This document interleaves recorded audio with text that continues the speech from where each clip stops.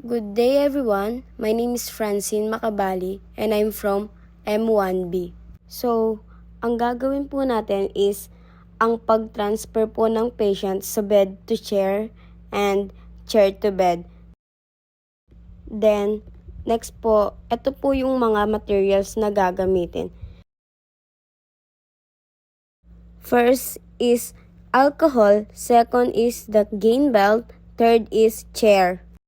So, next is verify the doctor's order. First is hand hygiene. Then, identify the patient. Ang ginawa ko po dyan inas ko po yung patient kung ano po yung full name niya, birth date, and chinak ko po yung kanyang hand bracelet. So, natapos ko na po i-identify yung patient. Next is give privacy the patient.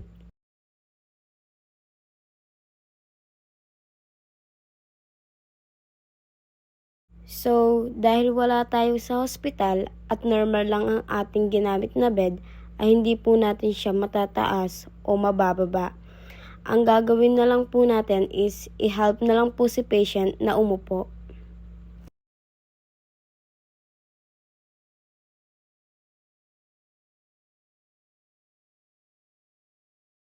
Then next, put the patient footwear.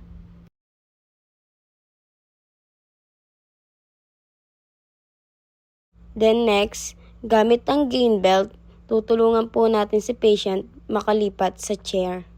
Nilagay ko po yung gain belt sa kanyang bewang.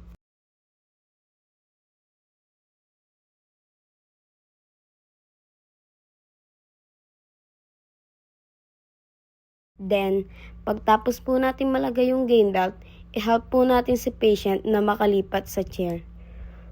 First is, lagay po natin yung dalawang kamay ni patient sa shoulder natin. Tapos, gawin po natin support yung nating tuhod para makalipat po si patient. Then, next naman po ay transferring the patient from chair to bed. Using the gain belt po ulit. Ilalagay po natin ulit yung gain belt kay patient.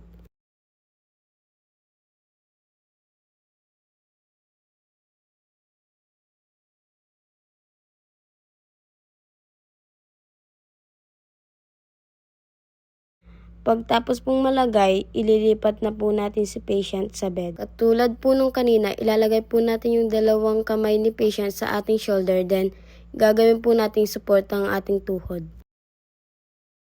Tapos po, tatanggalin na po natin yung gain belt.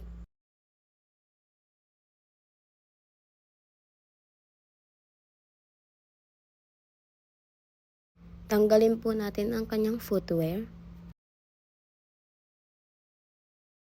Then next po is tulungan po natin si patient na makahiga sa komportable po niyang position. Put bed blanket to provide patient privacy.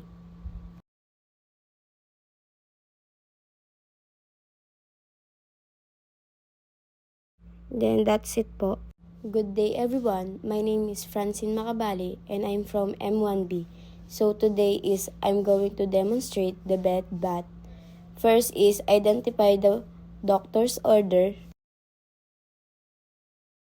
then the equipment.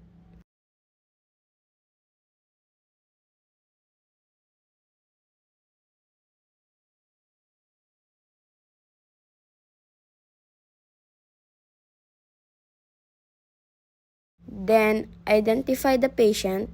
Ang ginawa ko po dyan is I ask the patient full name, birth date, and chinek ko po ang kanyang wristband. Next po is provide the privacy.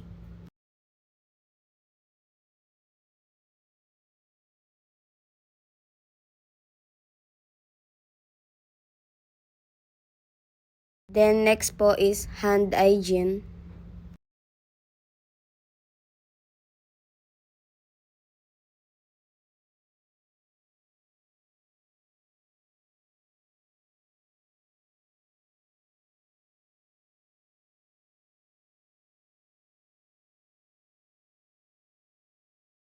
Then, put the clean gloves.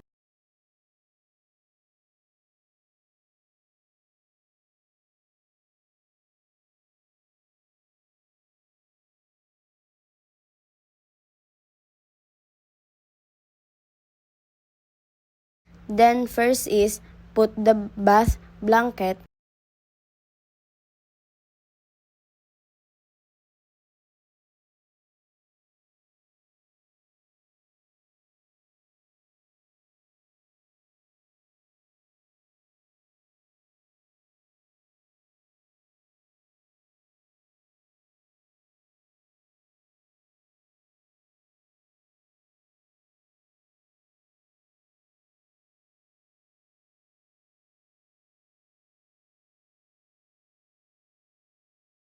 Then next po, pagkatapos po natin ilagay yung blanket, tanggalin po natin yung blanket sa ilalim.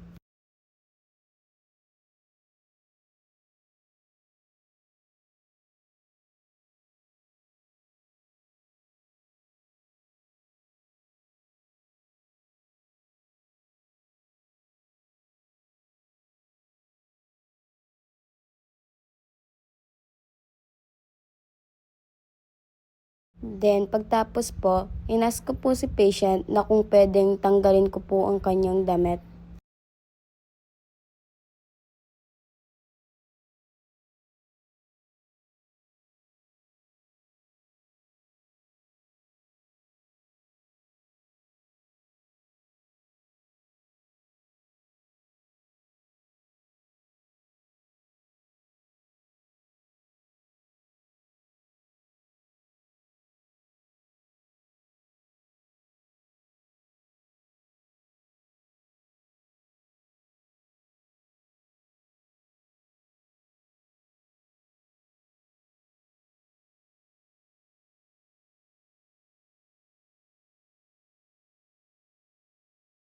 Then, put a bath towel above the bath blanket to be used for drying the patient.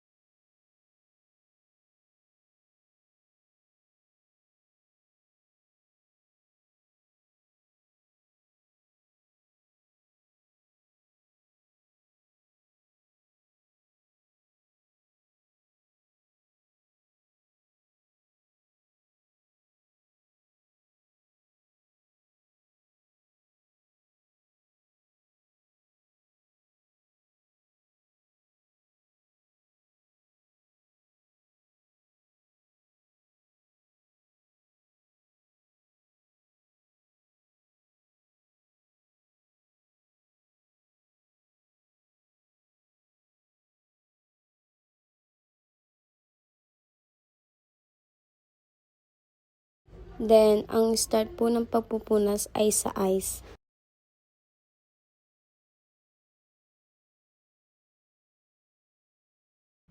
Then, wash dry and rinse.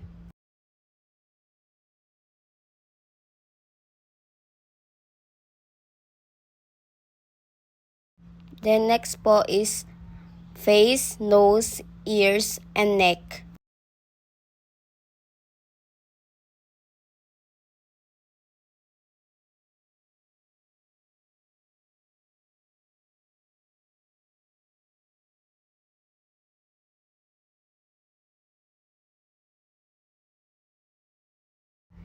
Then, wash dry and rinse it.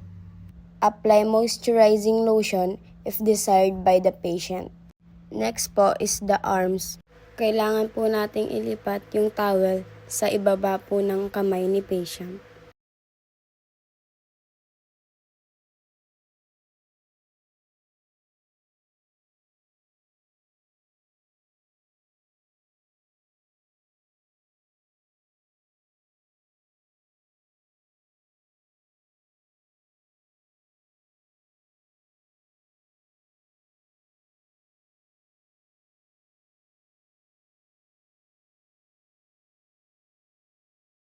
Pupunasan po siya from distal to proximal.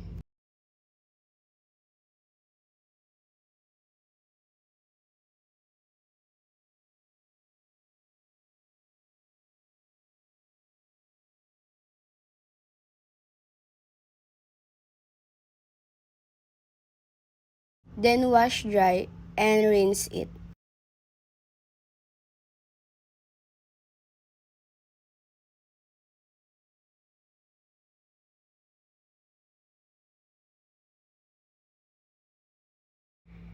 Next naman po ay yung axillary ni patient.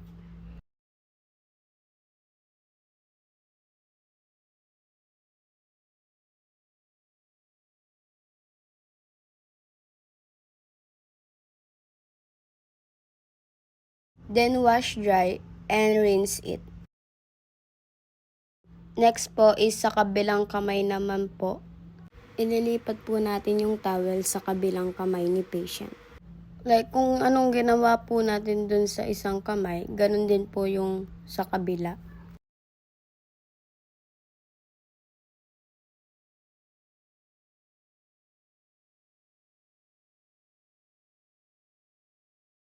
Punasan po siya from distal to proximal.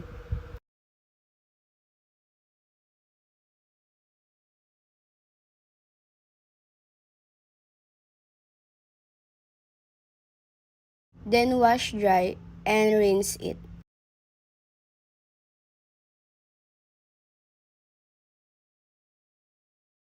Then next po is axillary naman po ulit.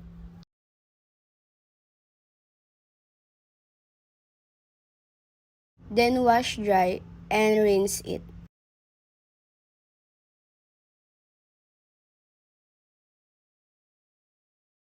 Next po is the chest.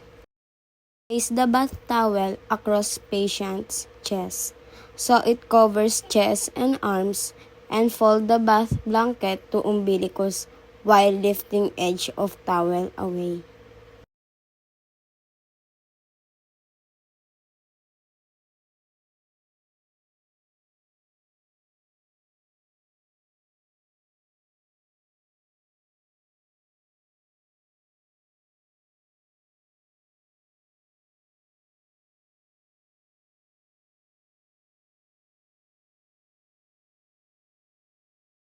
Wash dry and rinse it.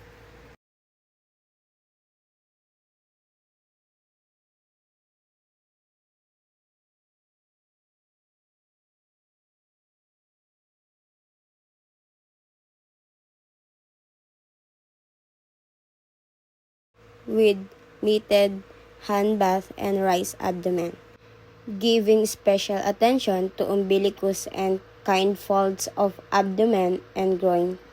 Stroke from side to side.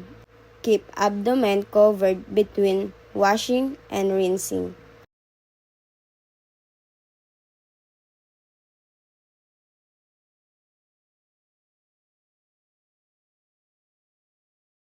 Then, covered po natin yung chest ni patient gamit po yung bath blanket.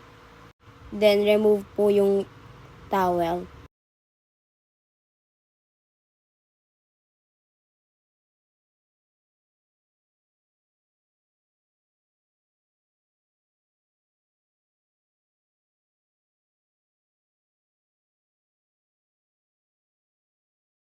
Then, next po is foot.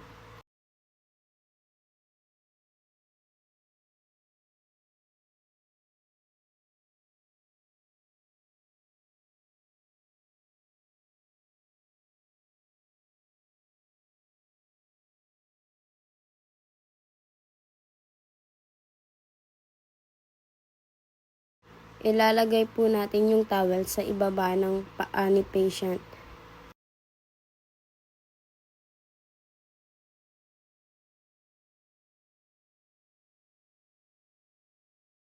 Then firm stroke from ankle to knee and from knee to thigh.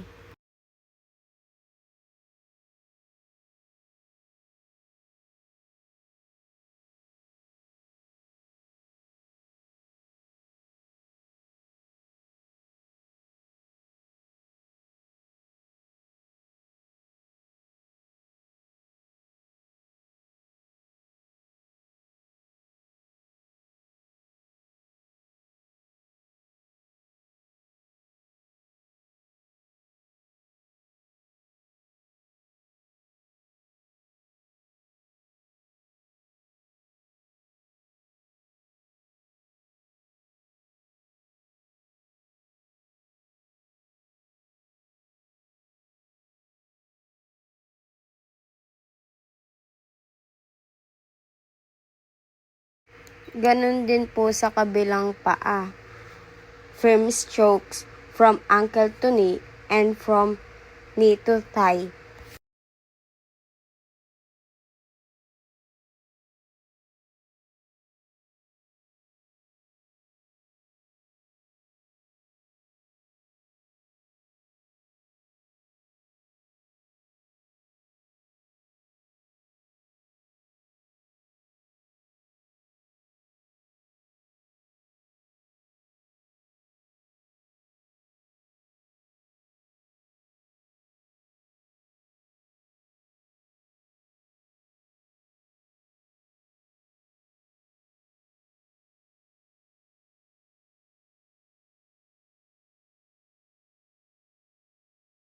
Then assist patient into prone to side laying position. Place the towel lengthwise along patient's side and keep her covered with bath blanket. Then wash dry and rinse it.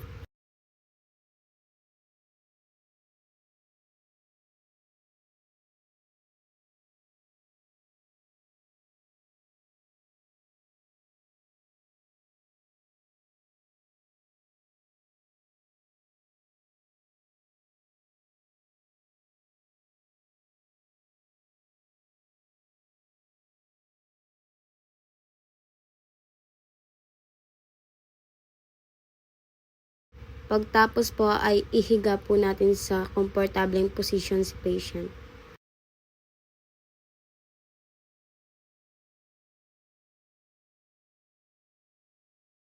Then, bibihisan na po si patient.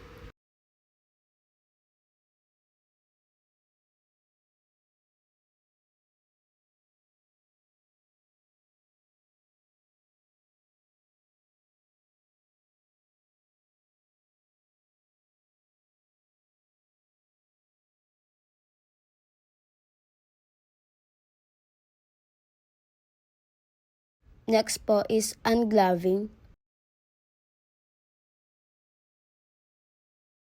Then, hand hygiene.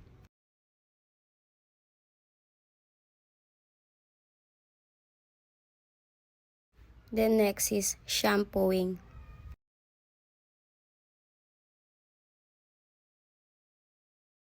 Inspecting the hair and the scalp before health allows healthcare provider.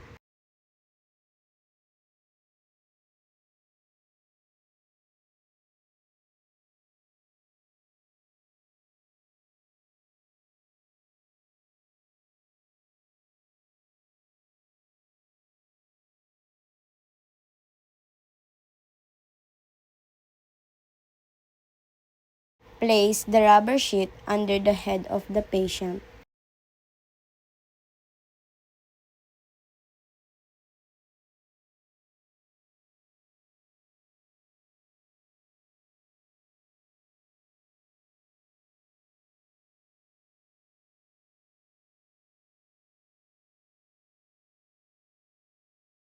Then, offer patient the option of holding face towel or wash clothes over eyes. This is used to prevent shampoo from getting to the patient eye. Then, slowly pour water over hair until it completely wet. Then, apply a small amount of shampoo. Then, massaging the scalp with the fingertips to help stimulate the blood flow to the scalp, which can promote healthy hair growth. Then, pour a water again.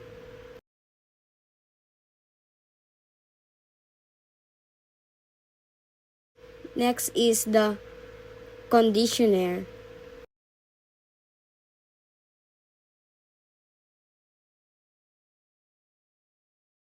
Then, pour water again.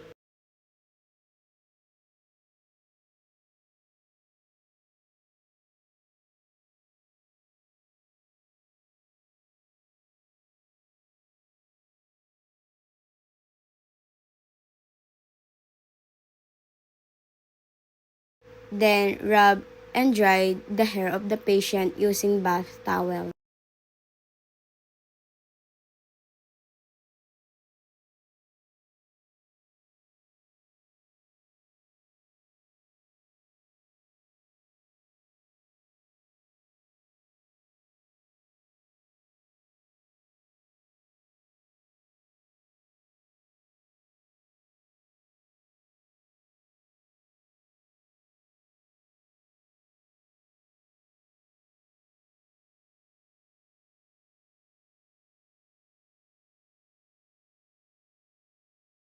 Then, remove the underpad. Then, assist patient to comfortable position and complete styling of hair.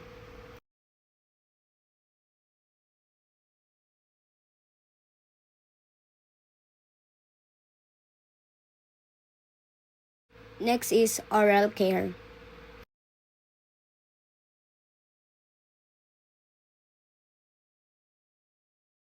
Then, I ask the patient kung okay lang po ba na ako yung mag-toothbrush sa kanya.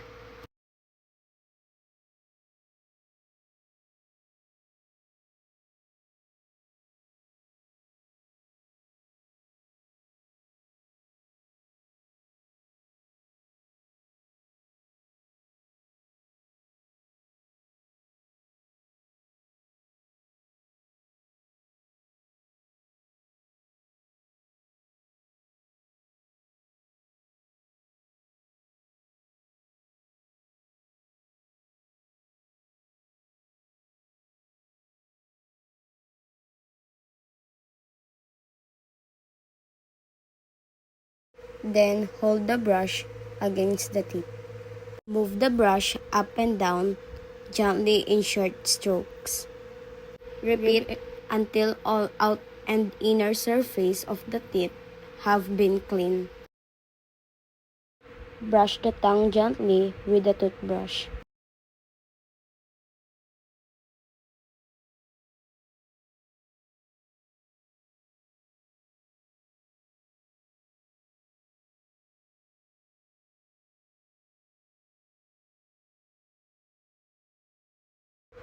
Hand the water cup or mouthwash to rinse the mouth.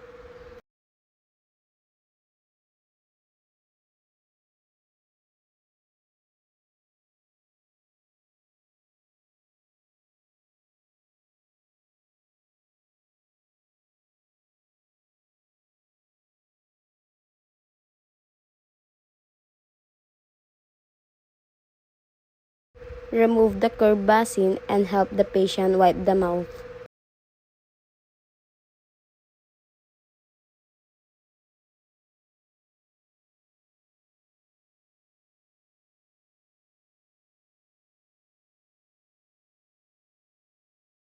Then, assist the patient to floss the teeth of an alert and cooperative patient as follows.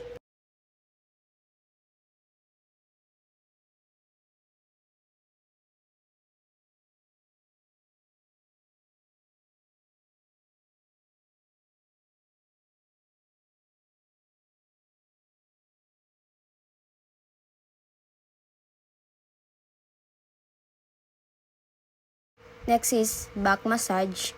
Then, I'm going to help the patient to reposition from spine position to a prone position.